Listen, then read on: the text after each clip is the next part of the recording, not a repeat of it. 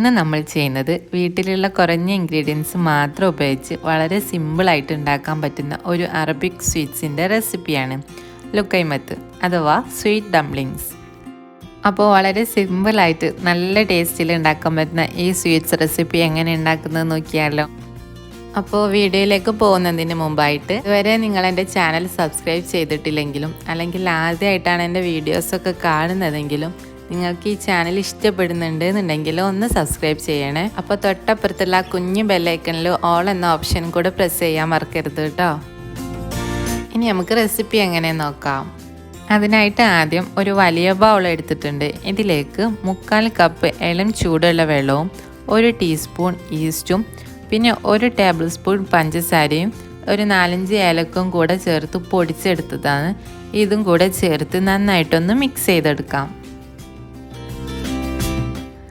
ഇതിലേക്ക് 1/4 കപ്പ് മൈദയും 1 table spoon കോൺഫ്ലോറും 1/4 teaspoon baking പൗഡറും 1 ടേബിൾ സ്പൂൺ തൈരും കൂടെ ചേർത്ത് നന്നായിട്ടൊന്ന് മിക്സ് ചെയ്തെടുക്കാം.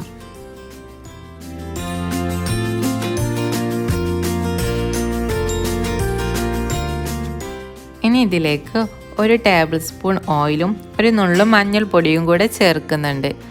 ഇനി മഞ്ഞൾപ്പൊടി വേണ്ട, നിങ്ങൾക്ക് സാഫ്രോൺ ഉണ്ടെങ്കിൽ അത് ചേർത്ത് കൊടുത്താലും മതി കേട്ടോ. ഇനി കൈ വെച്ചിട്ട് ഇതുപോലെ നന്നായിട്ടൊന്ന് മിക്സ് ചെയ്തിട്ട് നന്നായിട്ടൊന്ന് അടിച്ചെടുക്കാം. ഒരു 5 മിനിറ്റ് ഇതുപോലെ നന്നായിട്ടൊന്ന് അടിച്ചെടുക്കുക. ഈ ഒരു കൺസിസ്റ്റൻസിയിലുള്ള ബാറ്ററാണ് നമുക്ക് വേണ്ടത്. നല്ല ലൂസും അല്ല എന്നാൽ നല്ല കട്ടിയും അല്ലാത്ത ഒരു ബാറ്റർ. ഇനി നിങ്ങൾ ചേർക്കുമ്പോൾ വെള്ളമോ മൈദയോ കൂടി പോവുകയാണെങ്കിൽ അതിനനുസരിച്ച് അഡ്ജസ്റ്റ് ചെയ്തിട്ട് ഈ ഒരു പരുവത്തിലാക്കി വെക്കാം. എന്നിട്ട് ഇതിനെ അടച്ചു വെച്ചിട്ട് ഒരു 3-4 മണിക്കൂർ പൊങ്ങാനായിട്ട് വെയിറ്റ് ചെയ്യാം. ഇനി നമുക്കിതിലേക്ക് വേണ്ട ഷുഗർ സിറപ്പ് റെഡിയാക്കി എടുക്കാം. അതിനായിട്ട് ഒരു സോസ് പാൻ എടുത്തിട്ടുണ്ട്. ഇതിലേക്ക് 1 കപ്പ് പഞ്ചസാരയും 1/2 കപ്പ് വെള്ളവും ഒരു 4 ഏലക്കയും കൂടെ ചേർത്ത് നന്നായിട്ടൊന്ന് തിളപ്പിച്ചെടുക്കാം.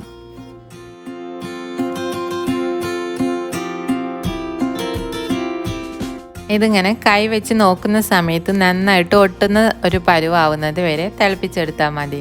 ഈ സമയത്ത് ഇതിലേക്ക് ലെമൺ ജ്യൂസോ അല്ലെങ്കിൽ ഇതുപോലെ ലെമൺ കട്ട് ചെയ്തിട്ടുള്ളതോ ചേർത്ത് കൊടുക്കാം. എന്നിട്ട് ഒന്നും കൂടെ ഒന്ന് തിളപ്പിച്ചിട്ട് ഫ്ലെയിം ഓഫ് ചെയ്യാം. ഒരു നൂൽ പരുവാവാൻ വെയിറ്റ് ചെയ്യേണ്ട ആവശ്യമൊന്നുമില്ല. നന്നായിട്ടൊന്ന് ഒട്ടുന്ന രീതിയിലായാൽ മതി. ഒരു 3 മണിക്കൂർ ശേഷം നമ്മളെ മാവ് നന്നായിട്ട് തന്നെ പൊങ്ങി വന്നിട്ടുണ്ട്. ഇതൊന്ന് നന്നായിട്ടൊന്ന് മിക്സ് ചെയ്തെടുക്കാം. ഇനി നമ്മൾ കൈ നനച്ചിട്ട് ഇതുപോലെ നമ്മൾ ഈ തള്ളവിരലിൻ്റെ ഉള്ളിലൂടെ വരുന്ന രീതിയിലാണ് നമ്മൾ ഓയിലേക്ക് ഇട്ട് കൊടുക്കേണ്ടത്. ഇത് ഫ്രൈ ചെയ്തെടുക്കാനായിട്ട് കുറച്ചധികം ഓയിൽ ചൂടാക്കി എടുത്തിട്ടുണ്ട്. ഓയിൽ ചൂടാക്കുന്ന സമയത്ത് ഹൈ ഫ്ലെയിമിലിട്ടിട്ട് ചൂടാക്കി മീഡിയത്തിലിട്ടിട്ട് വേണം നമ്മളിത് മാവിതിലേക്ക് ഒഴിച്ചു കൊടുക്കാനായിട്ട്. ഇനി നമ്മൾ കൈ ഒന്ന് നനച്ചിട്ട് കുറച്ച് മാവ് എടുത്തിട്ട് ഇതുപോലെ ആക്കി കൊടുക്കാം. ഇതിനൊരു മീഡിയം ഫ്ലെയിമിലിട്ടിട്ട് ഒരു ഗോൾഡൻ കളർ ആവുന്നത് വരെ ഒന്ന് ഫ്രൈ ചെയ്തെടുക്കാം. ഈ ഒരു കളറാവുന്ന സമയത്ത് നമുക്ക് ഓയിലിൽ നിന്ന് എടുത്തു മാറ്റാം. ഇതുപോലെ തന്നെ ബാക്കി എല്ലാതും റെഡിയാക്കി എടുക്കാം.